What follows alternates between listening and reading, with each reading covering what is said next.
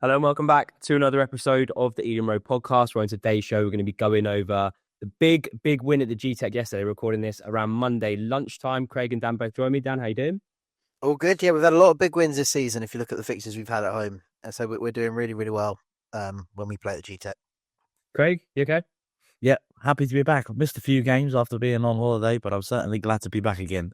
I know. Good to be chatting about a win as well. We'll talk about the home record because I do think I put a tweet out yesterday and just looking at the fixtures and looking at the points that we've won, it is insane the points that we picked up at home this season.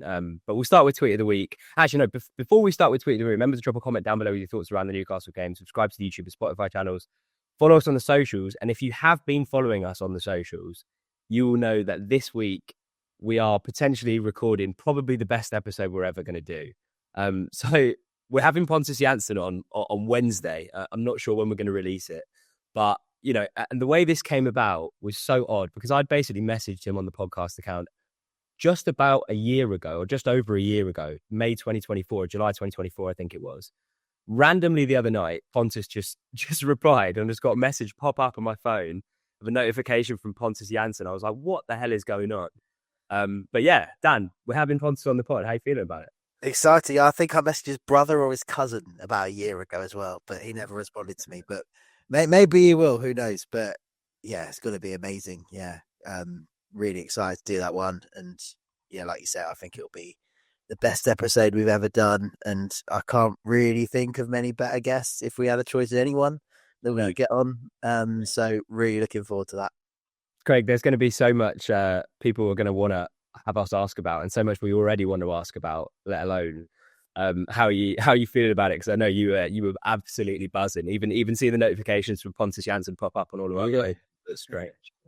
Well, I feel sorry for all the people that send in their questions because I will be getting in there before you guys. But we obviously did a fantastic episode with Marcondes previously as well. And I was nervous going into that one, thinking, "Oh my God, we get an opportunity to speak with Marcondes, scores goal in the playoff final to get us promoted." And then you go, "We're going to talk to Pontus Jansson." Let me tell you, I am bricking it. Bricking it in a good way. Absolutely. Actually, I'm over the moon. I'm so excited to actually get to talk to him and as just find out what it was like. 100%, mate. Honestly, it's going to be class. So if you do have any questions for us to send over before we record the episode, let us know on Twitter, let us know on Instagram, and we'll make sure that we put as many in as we can. But like Craig just said, we've got a lot of questions about Ray that we're going to want to ask. But yeah, keep your eyes peeled for that because it's going to be super fun. Tweet of the week, I've got two here. I know you boys have looked at the running order already, but this is from @NUFC Murph, who tweeted. He tweeted before the game, I have a feeling that today is the day when we break. He's a Newcastle fan, by the way. I have a feeling that today is the day when we break the away record and go on to win 5-0. Brentford won't know what's hit them. After the game, he's just quote retweeted Newcastle's graphic. Shite graphics team, shite keeper, shite system, shite results, shite playing Burn at left back. Gordon's trim's shite as well. My favorite thing, Mike, in all of that is you went, his Twitter handle is @NUFC Murph, and then you went, "Oh, this is a Newcastle fan, by the way." Forgot that I read out his handle. It was a big weekend after yesterday. But I thought we'd have a little chat about Newcastle just before we talk about the game. Is Howe under a bit of pressure there, Dan? I've seen a lot of angry Geordies on social media. I don't know if that's strictly confined to the kind of social media fans or the match-going fans, but back-to-back losses against West Ham and Brentford. It is, and they were poor yesterday, weren't they? It potentially is, I think. I mean, again, looking at the stronger Premier League this season, it's left them, 2 or 3 points now above the relegation zone, which is not good enough for a team like Newcastle. He's brought them into that other bracket now where they are considered like a top 6, top 8 team. So I think naturally he will be under pressure. He's probably got a bit of credit in the bank because he's done a pretty good job over the years. I think he's a bit stubborn. He doesn't tend to change his lineups very much, doesn't tend to change the system very much. But yeah, you could see him coming under pressure. I think those owners there are going to want them to, if anything, press even higher and, get themselves up as a force in years to come. And is just not really happening for them at the moment. I think they go on runs like this and then they can go on really good runs at other times as well. And I think at St James's Park, they're always got to be strong. So I do think they're clearly too good probably to go down, but they're struggling and they didn't look like a team who had any ideas. And I think they had, quite a few quotes coming from their camp during the week that they're going to fix their away form, especially after that West Ham game, which probably came as a shock to them. And they just didn't, although they scored first, they just didn't really have any kind of response throughout the game. And, I think that was their only effort on target that they scored from. Yeah, I think that his decision to keep Dan Burn on, even after the first half, Ouattara got past him a few times, but after the yellow card and Ouattara was still going at him every time he picked up the ball, I thought it was a little bit bizarre. Craig, we should mention Jan Wissa. We won't talk about him too much because he was a footnote on what was otherwise a brilliant day for us. Yeah. It didn't take long for the Wissa chance to get going. Actually not. He didn't play. I wonder if he was at the ground. I'm not sure. I don't know if he was or not, if anyone's seen any pictures of him or anything.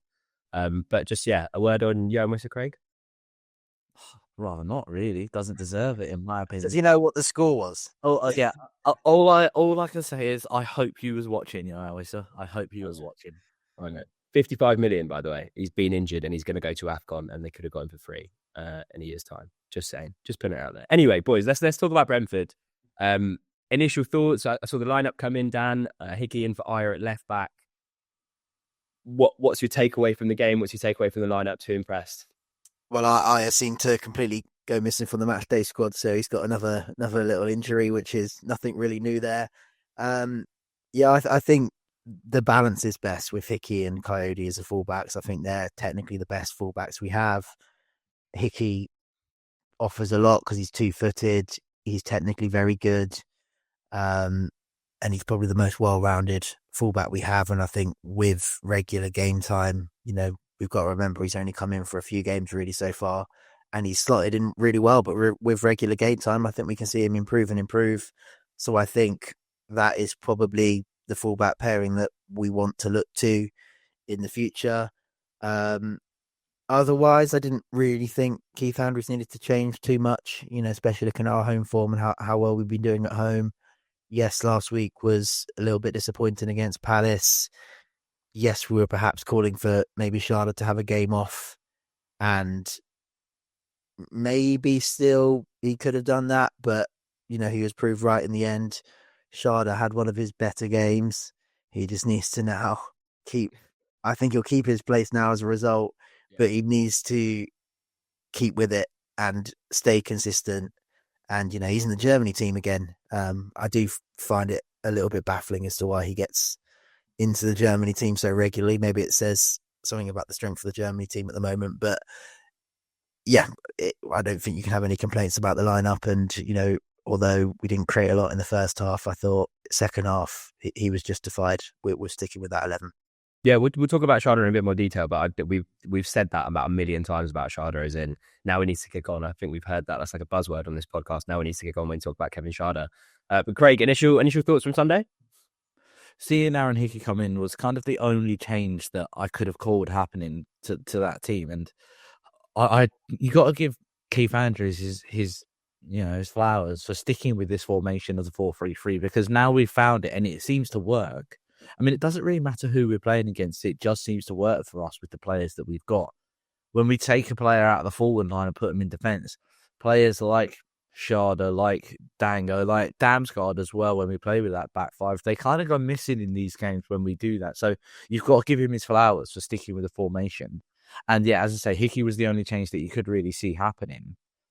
But, when you see the Newcastle lineup and you see the midfield of Tonali, Joelinton and Bruno Guimaraes, you're thinking it's going to be difficult, especially for a young player like Yarmo to get stuck in there. But they rant and rave about that midfield three, but they did nothing. They offered nothing for this game as well. Like a lot of Geordies will claim that that's the best midfield three in the Premier League and things like that. Yeah, I mean, Joelinton was for this hard man persona that he has, for a little scratch that he had on his leg and he needed to go off. Like this hard man persona that he has, it's a bit of a joke, isn't it? Like, yeah. But yeah, I mean, we'll talk about Yarmo, and I think it is probably not one of his best games actually. This one for us, but we'll talk about him a little bit as well, I imagine. But it was the lineup that I expected to see. I didn't really expect to see Aya miss out completely, but then again, he is made of glass, so it's definitely possible that he's got another injury.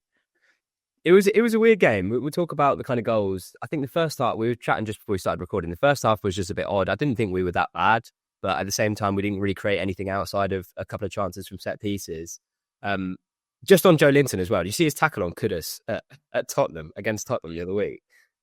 That's karma, I think, for putting in a tackle like that. He went down about 4 times before he decided to actually get off the pitch. It's so annoying. But the Newcastle antics in the first half, and I know it's kind of pot calling kettle black with how long we take over long throws and stuff, but Nick Pope was getting it from the home fans. It was very, very annoying, especially when I remember putting a message in the group chat at halftime saying, we can beat these. They're there for the taking if we really put our foot on the gas. But Dan, Harvey Barnes made it 9 games against Brentford in the league. He scored 5 times and he's assisted 3 times. It's just a bit of a kick in the teeth. You mentioned Yarmo there as well, Craig. I've seen him kind of splitting opinions on social media a little bit around the goal, around his first half performance. I actually don't think he did that bad in the second half, but I thought I'd read this tweet out because I found it quite interesting from the Super Bees. He said, "I love Yarmo, but his lack of experience lets him down. Young kid and shoehorned in when he should be rotated. He was largely at fault for that goal, even if Hickey and others panicked to the back. Great kid, amazing player for his age, but he's got so much learning to do before he's the complete package. Onyeka and Jensen can't get a sniff of the first team when in form. Yet Yarmo is guaranteed to start every week, even when he's struggling, needs regular breaks and rotation." What do you make of the goal, Dan, and what do you make of that tweet? Harvey Barnes is one of those players, isn't he, that always scores against us, and we always seem to have really random players always do that against us.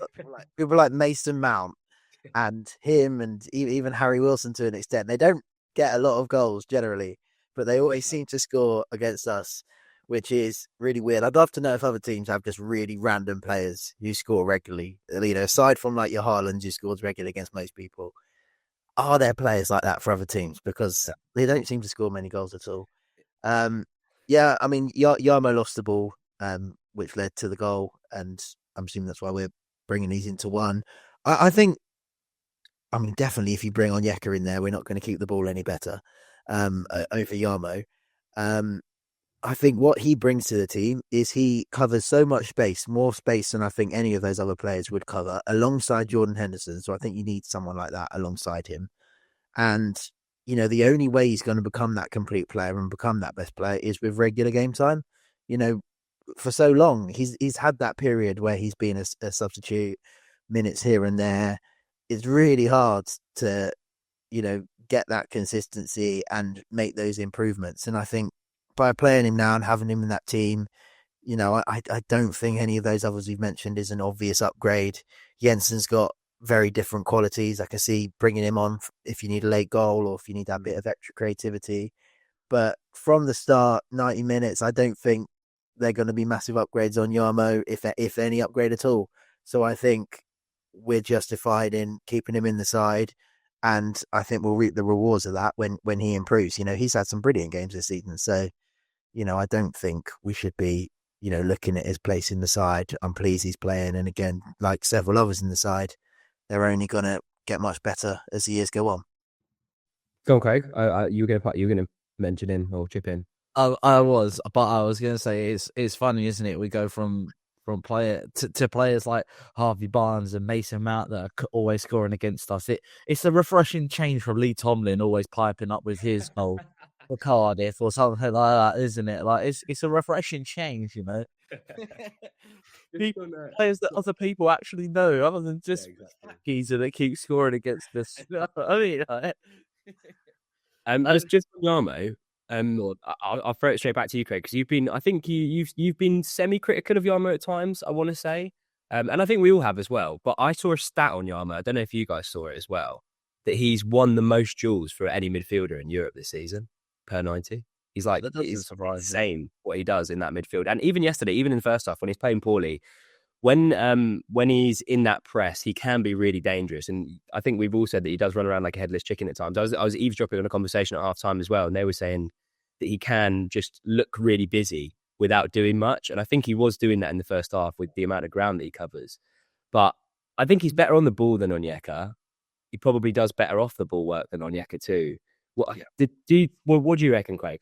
So he probably is a more well-rounded player than what Onyeka is, especially on the ball, off the ball, which is what you want. But yesterday was probably maybe just the first half. Then, if we go with that, it was probably not the most fantastic game that he's had.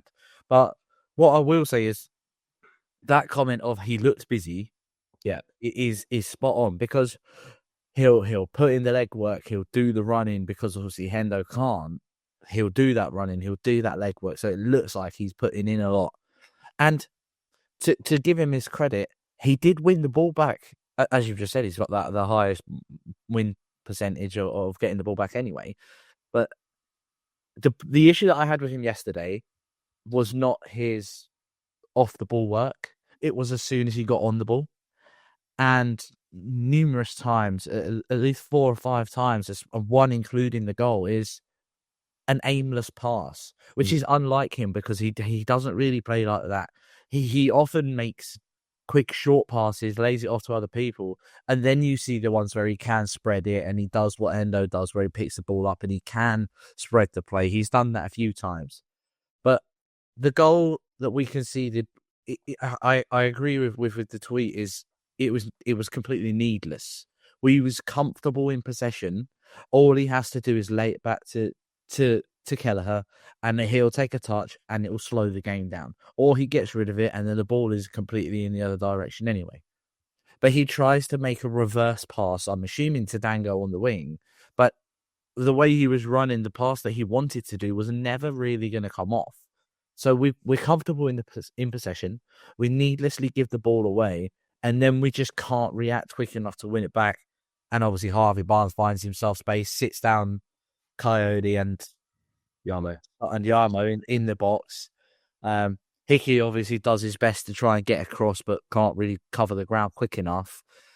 But it was a very it was unlike him, that performance yesterday. He's normally very assured on the ball. We know he's going to win it back, and it was just, maybe he's got tired legs. He's also now being very picked often for Ukraine. He's playing international football. He's playing 90 minutes week in, week out for us. He's playing regular international football as well, and he's still a young lad. So, maybe he does need a break every now and then. And we're talking about Jensen, we're talking about Onyeka. They may not be able to do the work that he does, but the two of them together throughout 90 minutes, if you use one and then use the other for 60 minutes or for half an hour, they will do the work that he does over that period of time if you use the both of them. It's just, he's new to international football. His legs might be a little bit tired. His brain might be a little bit tired with everything that's going on as well, like international football-wise as well. So I agree he might need a break, but he earns his place with other things that he does. He earns his place all the time. Let us know in the comment section, because I think it's a really interesting point about Yarmo, because I've seen multiple people say multiple different things about him, because like I said, I didn't think he had that bad a game. I thought the first half was a little bit off it. I thought second half he recovered, but interesting talking points. So let us know in the comments about Yegor Yarmolyuk and that performance yesterday, whether he needs to be rotated a touch. But like Dan, as we mentioned, Newcastle's only real chance of note in the whole game. What was different about us in the second half? Because we were flat first half, but then as soon as we came out in the second, it was kind of a matter of time. I think being able to create chances, and I think the same problem to an extent at Palace last week. Until after the first goal, we didn't really create a lot apart from in set piece situations. Obviously, you had that free kick, which caused a bit of chaos in the first half. Then the first goal came from a long throw. Maybe that caused Newcastle to open up a little bit more, and then we could get the balls in behind and we could create those chances that we're good at creating. I think we do struggle, and normally we're not very good when we go behind in terms of coming back into a game. I think we do struggle when maybe those spaces aren't there for the likes of Dango and Charlotte to run into, because we don't create enough chances in other ways. We can be a little bit predictable at times, but once we scored, and the long throw always causes chaos. Newcastle, I thought they deal with it a bit better, to be honest. They're a big team. They should be good at that sort of aspect of the game. But then once we got level, you could see it coming, especially with Dan Bird against Dango. That's a mismatch. Livramento's obviously out for them. I think Lewis Hall's still recovering. He's just back from injury. So, that's something we'd have identified probably in the build up to this one, that he'd probably be at left back. And that is something that we can target because, he's a very unconventional left back. Let's say that. I know he's had some good games for them there, but he can be exposed for pace. And, with Schade on one side, with Dango on the other side, with Thiago in the middle, you've got the perfect method to attack in that way. But I do think still at times, and it'll probably come up again in certain games, we need to create chances in other ways. When Burnley comes to the Gtech, I can't imagine them leaving much space in behind. And I think we're going to need to, just be a little bit more creative and create things in the middle. And Damsgaard didn't have his best game. So I don't think that really helped us create chances in different ways, because he is someone who would be able to do that. In terms of the long throw, Craig, that's now 9 goals scored from throw-ins since the start of last season, which I think is more than double any other team in that time period. Kayode is an absolute fucking RPG into that box. It's ridiculous. I'm surprised every single time it just finds its way right onto the penalty spot. But do you know what it is? I've watched our long throws back a few times, or the last few goals we scored from them. They are properly choreographed. You see the movement in the box. Like Sepp, I think, started at the back post, then he runs into the middle to put Pope off. There's like a line stopping Pope from getting to the ball. So it's not just like, let's just get Kayode to just absolutely cannon it into the box and see what happens. There's definitely some work on the training ground. But obviously Schade in the right place. We kind of touched on him already, Craig. I think I saw another tweet that was like, we saw again yesterday that the Schade that is Schade after he scored a goal and the Schade that is Schade before he scored a goal. And they are two utterly, completely different players. I think he might be up there with like the biggest confidence player I've ever seen play for Brentford, because once he has the wind behind him, he does so much more. Like he actually tracks back, he runs at his man more, he links play better, his touch gets better. It's just that consistency, Craig, and it feels like we're a broken record on this podcast sometimes, but it is just that consistency. Is it just me, or does Coyote's throw-ins always look like they go further when they're at the other end of the pitch compared to when they're right in front of you? Yeah. When you're watching a throw-in and it's in front of the east stand from the west stand, that you look at that throw-in, you can, bloody hell, what a launch that is! And then you see it right in front of you, you're like, right, win it at the near post. But it's completely chalk and cheese from what you can see from two different perspectives. Look, Dango does what Kevin Schade should do, in my opinion. The way that Dango was running at Dan Burn yesterday, which is the biggest mismatch, and there is a huge talking point, which we will obviously speak about, but Dango does what Schade should do. We all know the pace that Schade has. It's more technical things with him, isn't it? Because we've always, so many times have we said the reason he's so quick is because he's got to chase after his first touch. That's why he's so fast, because he has to get a second touch on it before someone else does. So if he runs at a player, there are very, very few players in the Premier League that are going to keep up with him.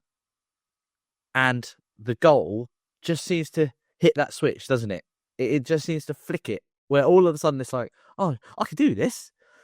I could do it 5 minutes ago, but I can do it now. Now I've scored. All of a sudden, I'm a great player again, which is what he is on his day. Like you say, he did the defensive work, he did the leg work, he was helping out Hickey on the left when he was playing left wing, and when him and Dango would switch, he was helping out Michael Kayode on the right wing as well. And having players that will bomb forwards in Kayode and in Hickey also helped him out, because you see conventional strikers, wingers nowadays, who will cut back and then they'll try and find another pass. And when you've got a player like Kayode, when you've got a player like Hickey that will make those overlapping runs and help them, all it does is it helps him as well. So it's good that we've got those attacking options from the fullback. And especially when Hendo will just kind of hang around with Sepp and Nathan Collins as well. So we kind of become a back three at times. It gives them opportunities to get forwards, which is exactly what we need and what Schade needs. But as soon as he gets that goal, all of a sudden he looks like a different player again, doesn't he? But like I say, Dango does what Schade needs to do consistently, and that's run at players. You mentioned the big talking point there, Craig. We'll talk about it now. Thoughts, Dan? I mean, in Stuart Atwell's eyes, it was a dive. I think in everyone else's eyes, it's a pen. There's one angle of it when you're looking at it from the north stand, I want to say, and you can see his foot go over his shin first and then onto his foot as well, as in Dan Burns' foot. So there's 2 bits of contact there. I know he goes down theatrically, but I mean, what do you think? He properly steps on his foot, and that's going to send you down if you're running. And for me, that first one was more of a penalty than the actual penalty. I actually struggled to see the contact in the one that the referee gave. So I would have potentially had it the other way around. I mean, the fact that Dango got booked for it is crazy. And, even VAR looking at it, I get they don't want to slow the game down, but surely to have a word in his ear, say, yes, he is he has stamped on his foot, but we don't think it's enough. At least then the referee knows it's not a complete dive. And I think that should be one where they should be calling him over to the monitor to make a judgment on it, because the referee's thought it's complete dive. It's clearly not a complete dive. So the referee needs to go over to the monitor, surely, see it again, and judge whether he thinks there's enough contact, because he's missed contact completely. So, yeah. And, Dan Burn would have got sent off sooner. Obviously, it happened again. So it kind of made up for it in my eyes, because I don't actually think the second one was a penalty. Which just sums up VAR and their decision making, because they would have checked that one too and decided that no, actually you got the right decision this time. So yeah, it baffles me a little bit, but I guess within 10 minutes it was made up to us. We'll talk about the second pen, but just before we do, I think that's a unanimous decision, by the way. Craig, are you in agreement with that? Because I think absolutely spot on. Dan Burns' reaction tells it all. Yeah, exactly. Dan Burns' reaction tells it all. As soon as it happens, he's walking away, holding his face, looking up at the gods, going, "Come on, just help me out here." and then stupidity takes over with the officials. That means that Stuart Atwell, I don't know who the lino was, and 3 or 4 people in a VAR room, all of them, just so it's clear, all of them, collectively, all of them, looked at that and went, "Nah, that's not a penalty." And I would agree. Every time it is said, I agree with it, is get people that have played the game to be part of this. The reason people don't do that is because they see how fucking ridiculous VAR and officials are at the moment, and they don't want to look as stupid as those people do. So that's why we don't see professional footballers going to become officials afterwards, because of how ridiculous some of the decisions are that they make. So 5, potentially 6 people looked at that, saw Dan Burns' foot go down Dango's shin onto his foot. Yes, Dango goes down theatrically, which doesn't help his case. But sees contact, even if it's minimal contact, is minimal contact not still contact? You know what I mean? The thing is, if he doesn't go down, they probably wouldn't give it. And, it's almost a said thing these days. You're much less likely to get it if you don't go down, which is stupid. That shouldn't factor into the decision. There's no reward for honesty, is there? No. Well, what about Dango? I think we're unanimous agreeing that definitely should have been a pen. But I feel like, and I've got in the running order, Dan, it feels like we've not had a winger like Dango in a while. And I don't know if that's doing a disservice to Brian Mbumo, because I know that he did like to always stand up his man, but he was maybe a little bit one-dimensional at times. We criticised him for that. But it just felt, and Dan Burn tax as well, because that was a complete mismatch. But he just, every time he got on the ball, he just stands him up, and you had every confidence that he was going to do him. I mean, the step over to get past Dan Burn for the non-penalty, or at least the non-penalty in Stuart Atwell's eyes, was brilliant. He's got a bit of technical prowess on the ball. I quite like his quick feet. The way he moves and the way he stands up is fullback. I feel like it feels like we've been missing that for a while. Yeah, I mean, how they didn't take Dan Burn off between the 2 penalty incidences, I don't know. On a yellow and up against him, it's a mismatch for pace. I don't understand why did not take him off, because he had a chance to between the 2 penalty incidences. I mean, Schade should be that too, because Shade's got those attributes, but he doesn't do it as often. It's good. I'd like to see, again, a little bit more better decision making in the final third at times, a little bit better end product at times. But again, the same can be said for Schade. Even going back to Palace last week, there was an opportunity where Dango broke, and it was just a blocked shot. And I think he might have had another one in this game as well. So I think that last decision making can get a little bit better. And again, that's the way we can create more chances. But he's got the pace. He's got a massive leap on him as well, because he's not as tall as Schade and Thiago, but he's almost as good as them in the air. So again, he's got everything you need to get better. This is really his first period of time being a complete regular in the Premier League, because he wasn't really ever a regular at Bournemouth unless there were injuries. So you can see him getting better. I think the plan with him was to always morph him into the next Brian and Mbumo. He's not going to come as good as him, but maybe in a few years' time, that's his target to become that player for us, because he spent a lot of money on him. So, he's doing well. It helped, I think, with his Brentford career that he almost got going straight away. He scored in his first league game, I think. So he almost had that confidence boost straight away, and he's contributing with Thiago and Schade. So it's a good front three. On our day, it's a really good front three, and he does cause problems. And when he's up against people like Dan Burn, he's got to relish that.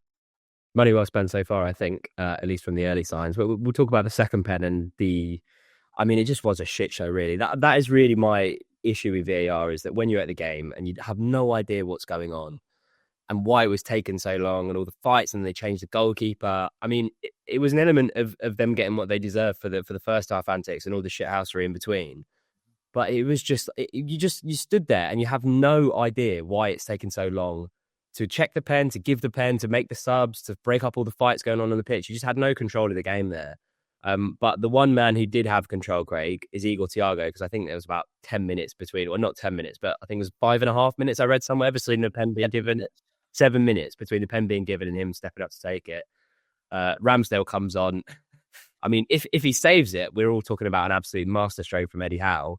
But Thiago steps up and nets his 11th or his 10th at the time of this. Oh, no. 8th goal, I think, in the league, at least. I think he's on 9 overall. But yeah, cool from the spot, Craig.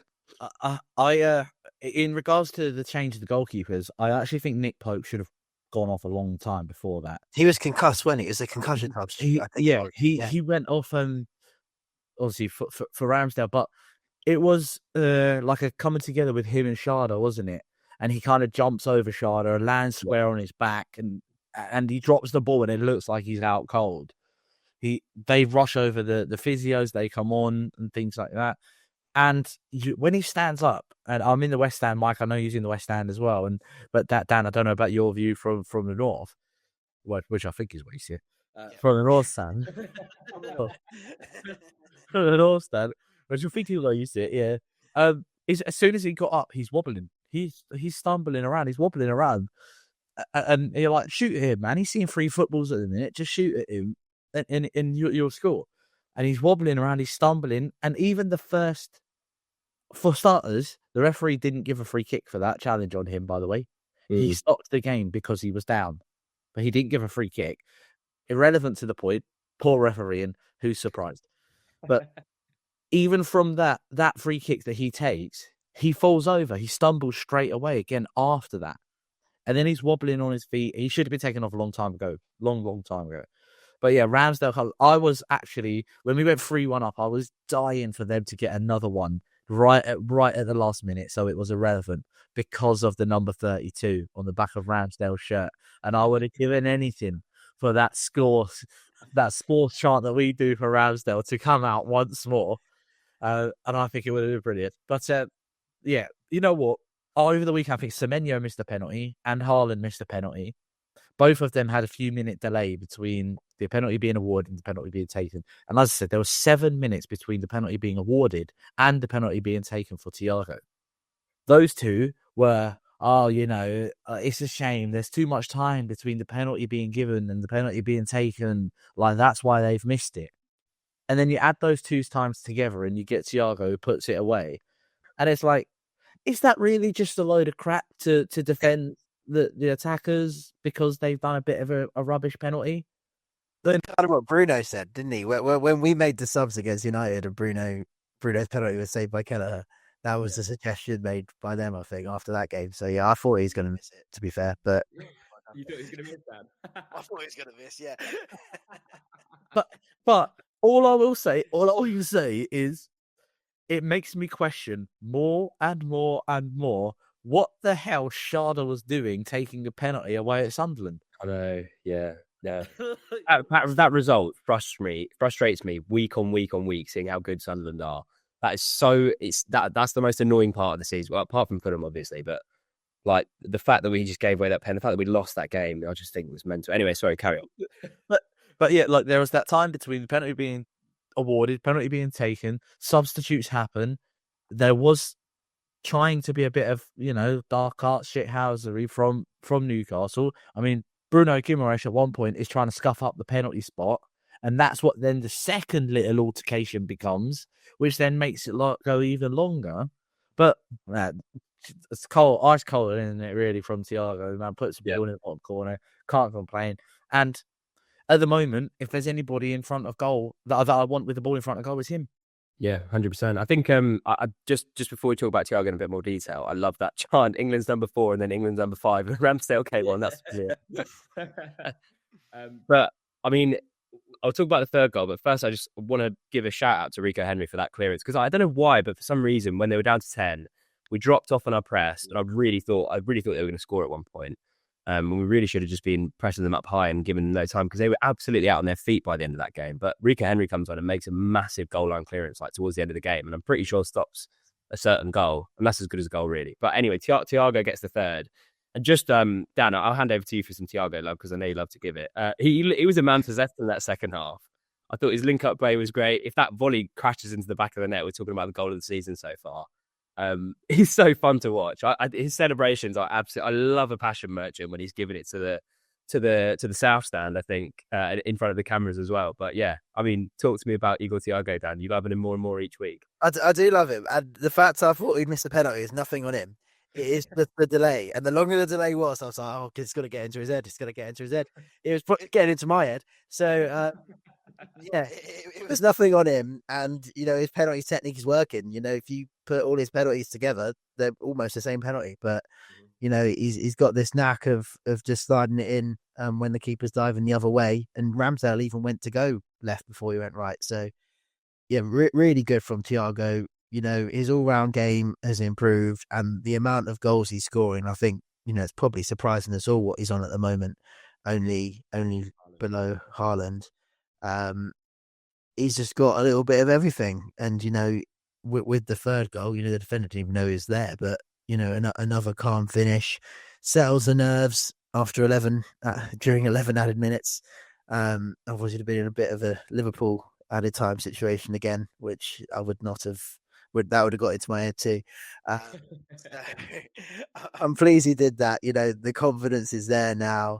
He's becoming one of our most important players. I think, if he gets injured, who's going to come in there and do anywhere near the sort of job he's doing? So, if there's one person you really don't want to get injured right now, it is probably him. And there's talk of him getting a Brazil call up. I don't think he's in the squad, but, if the likes of Richarlison are getting in, I'd have Igor Thiago over people like Richarlison at the moment, I think.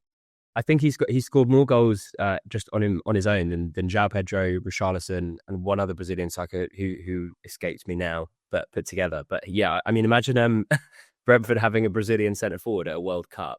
What the stuff? That is fever dream stuff. Anything I missed from the game in particular before we talk about some players? One specifically who we talk about every week, but. I just want to say that it's becoming more apparent as well. Is you only really need 10 good games for Brentford before you start being linked with other teams. Because Thiago didn't play last season. He probably made 4 appearances, if I'm being generous. And we're 11 games into this season, and I'm already seeing him linked to Spurs. Yeah. And so the theory of 10 good games for Brentford will get you a move to a big club. Just it proves it, doesn't it? So that tweet said he's only worth about 22 million as well, didn't it? That's ridiculous. As if we're going to let him go for that. Should we talk about? I'm just going to ask you a question, Dan. Is Michael Kayode the best player in the world? Because I think he is. I genuinely think one day he could become the best right back in the world, and I don't think that's high praise. Given his age, you could see him reaching the very top. Obviously, a lot needs to happen. It's not always the case that when a player is really promising when they're young that they go on to reach that potential. But I think he's got the potential to have a shot at that. He's already performing at a really, really high level. And he's got a bit of everything. The only thing he's probably missing is like the Trent long ball, like sort of creativeness. But he's the only right back in the world that really has that trait. So he's got the long throw to make up for it. So exactly. So I don't think that's unrealistic. If we look 5-10 years time, we can play this back when he's won the Champions League. That moment done. Real Madrid, yeah. So I worry that we're not going to be able to keep on hold of him, to be honest, for too long. And we won't get to see those peak years, unfortunately. But yeah, he's really, really good. And I think if we had to vote for a player of the season right now, I think it's between maybe him and Henderson. Yeah. And Thiago, maybe. Yeah, there you go. Dan's back on hate watch again for Thiago. He didn't even mention him there. If I heard it. At the end, I corrected myself. Those first few games letting him down. You enjoying Kayode, Craig? He's got a Ballon d'Or somewhere in his future, and he like you say, he's I was 21. Yeah. 21. You got to think that he's got to be how he still hasn't had a senior call up for Italy yet. I don't know. How he hasn't even had a senior call up for Italy yet, I don't know.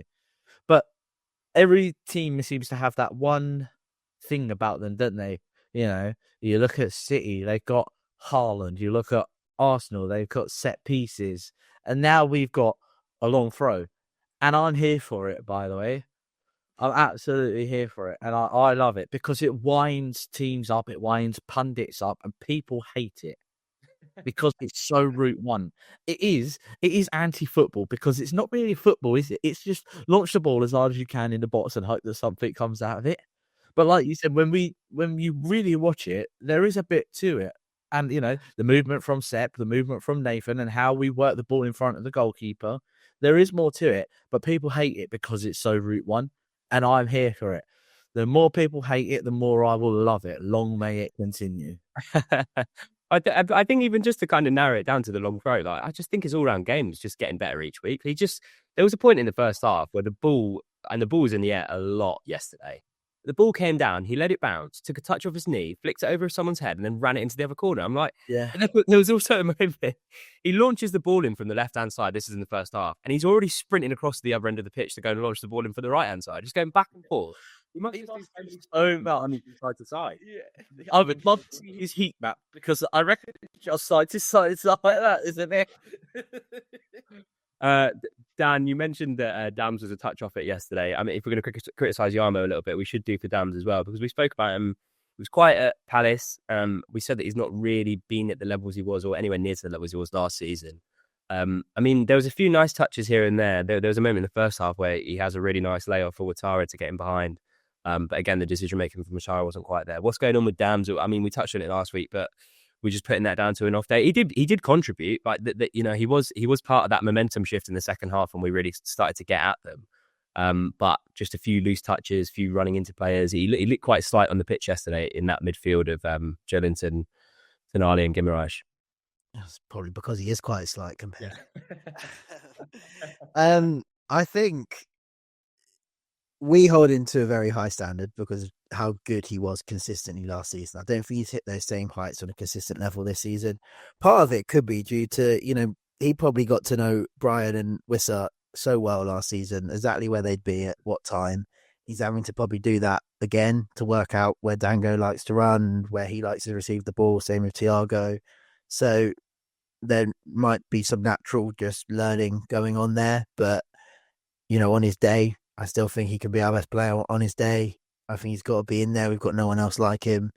And, he's certainly not been bad this season. He's just, not perhaps stood out as much as last season. And that's due to other players stepping up as well. But yeah, I'm not concerned about him. I think I said last week, his performances for Denmark have probably actually been at their best ever level for his national team this season. So he's still got it. He's still in the team, and I'm not concerned about him. Henderson would have enjoyed yesterday with his Sunderland links. I thought he was, again, really, really good. We've kind of chatted about the front three. I thought Sepp quietly had his best game in a while yesterday. Mopped everything up pretty nicely. When he clatters into, I don't know who it was in midfield, But it was such a smart tackle, because when you go flying in like that, you are wincing with the kind of threshold for red cards these days. But he keeps his feet low. I think he bends his knees so that he kind of goes into him with his shins, which eventually sets up the non-penalty. Anything else, Craig, before we chat about the international break and Brighton coming up? We probably should talk about Keith Andrews a little bit, and that's just around. We've criticised him recently around his substitutes and how they've been questionable and things like that.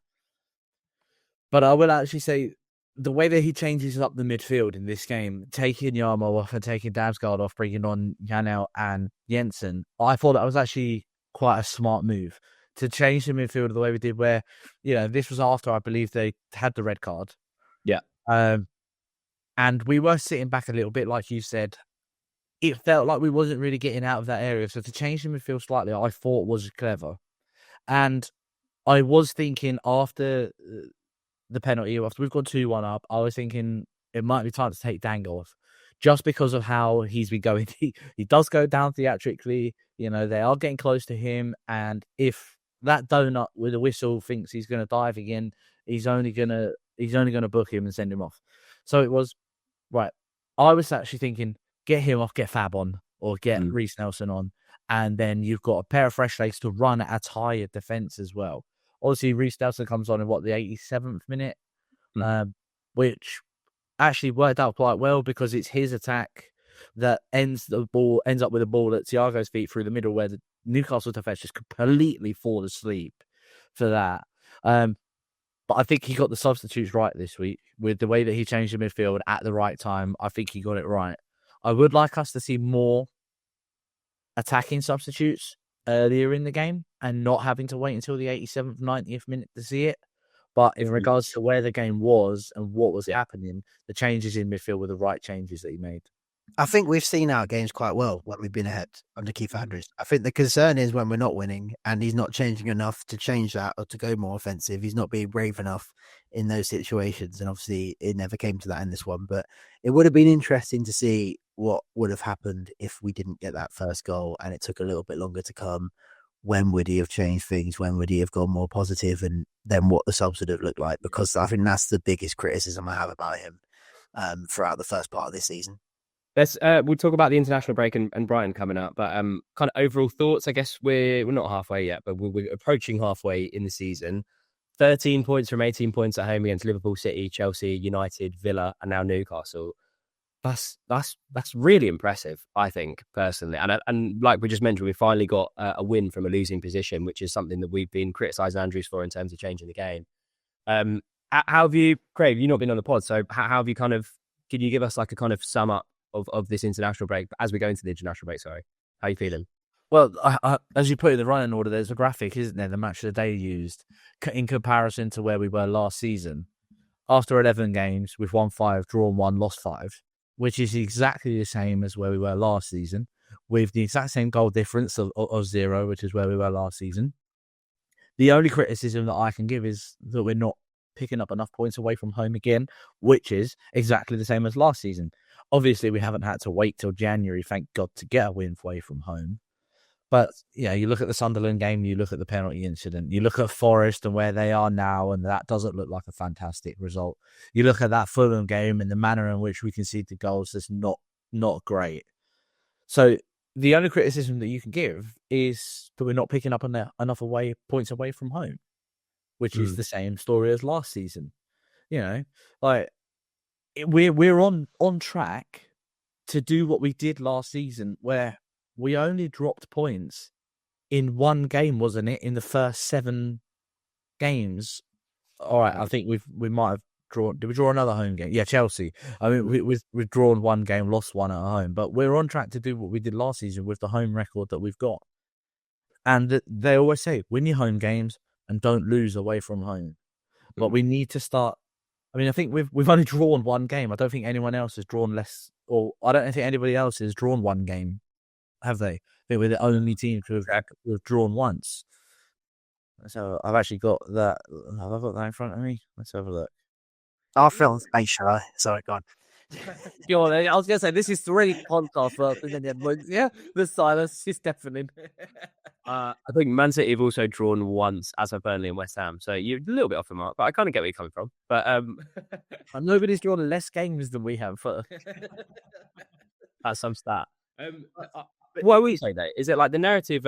Like last season was we were beating the teams that we should beat and losing against the teams that we should lose against. This season, we've beaten some of the big boys. We've had a tough start, but it feels like to really kind of flip the narrative, Dan or Craig, to either of you, we do like a win at Brighton. I think would really kind of change things up a little bit, considering how tight it is in the table. Like I think there's only from Sunderland in 4th down to us in 12th. There's only 3 points separating that group of teams. So it's super tight. But if we get like a big away win, I think that would really kind of change the narrative a little bit. But are you guys surprised? Because I feel like in the context of what everyone was saying about Brentford before the season started, it felt like we were dead certs for relegation. I don't think any of us have ever thought that really, but it's surprising that we're kind of doing as well as we were last season, I guess. I don't think that we thought we were dead certs for relegation, but after that Forest game, I think we'd be lying to ourselves if we said, "Oh God, this is going to be a bit more difficult than maybe what before it would be." Especially with how well Sunderland are doing, and the fact that I think it was match week 2 where every promoted team had won a game, and you're like, okay, this is going to be a bit different to what it was last year. But Wolves have fallen off, West Ham are picking up again, Burnley are dropping, Leeds are dropping, Fulham, Newcastle, they're not looking fantastic. I know you can only control what you do. But when we off that Forest game, I was like, this could be a long season, and I'll take 17th now. I'll take 17th. But I can't blame people for writing us off. You lose Brian, you lose Wiss, you lose Norgard, you lose Thomas Frank. You're thinking that's the core of what the team was, really, the goals. You lost 40 Premier League goals, plus your captain, plus your manager. You're thinking that's the team that's going to go down. And I don't blame people for thinking that, but if Brentford fans will tell you the club know what they're doing. Mm-hmm. There is a reason that they trust Keith Andrews. There is a reason that we've believed in the players that we've got. There's a reason that we're where we are now. And if we trust what the club can do, we've got no issues. And that's the difference between Brentford fans and people looking in from the outside, is we know what we do from the inside. But they don't see it. All they see is that we've lost that, we've lost them, we've lost them, we've lost them. But we trust the club, we trust what they do. Dan? I think it's so competitive this season that if we had lost, so at half time against Newcastle, we were just 3 points above the relegation zone. And you still wouldn't have said we've had, loads of terrible results this season. We've certainly had some good results still. But it's so competitive. And I think what that win does, it allows us to look up again. Like you said, the gap between us and 4th place is almost nothing. If we can get something at Brighton, we've got a few on paper easier home games coming up potentially after that. We've got Burnley the week after that, so you can start to dream, you can start to get excited again, and that's where we want to be. We don't want to be ever in a situation where we're looking behind us. So I think he's done really well given the context of the fixtures. The home games on paper were really, really tough.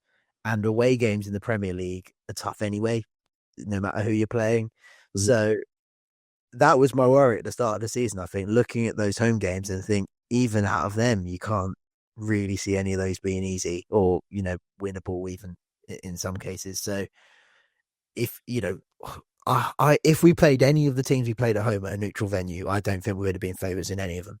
Mm-hmm. So I think that's credit to him that he's got that right, and we've done that. And it's, although we've not been great away, it's taken a little bit of pressure off.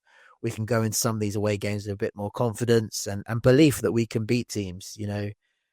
We can do it away from home as well. And, if you also think the teams that are still to come to the Gtech, if we can beat the teams we have beaten at home, you hope that we can beat them as well. So we're in a good place. I think we can look up now. We're only a point or two behind the likes of Palace and Bournemouth, who have been praised so much this season.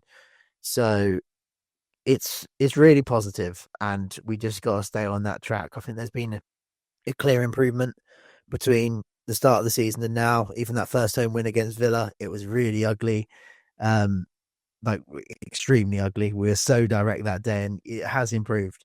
And having more of the ball now as well.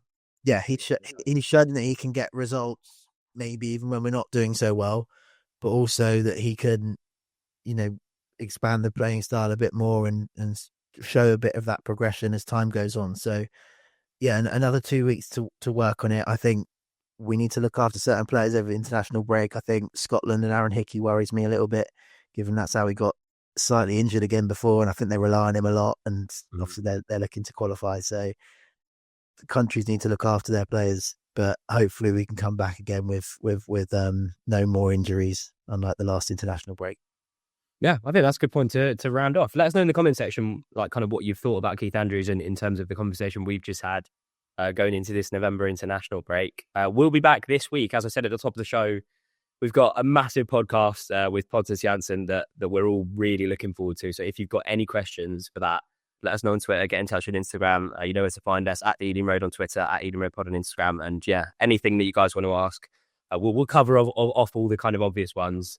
But yeah, it's going to be really interesting to kind of even to like know about why he even came to Brentford, the kind of lead stuff. It's going to be brilliant. So we're really looking forward to that. Remember to drop a comment down below with your thoughts around the Newcastle game, around the international break. Subscribe to the YouTube and Spotify channels. Follow us on the socials, like I said, at the Ealing Road on Twitter, at Ealing Road Pod on Instagram. Dan and Craig, I shall see you on Wednesday for what could be the best pod we've ever done. Up the bees. Get your magic hats ready. I've got mine. Oh, that's a ball. There you go.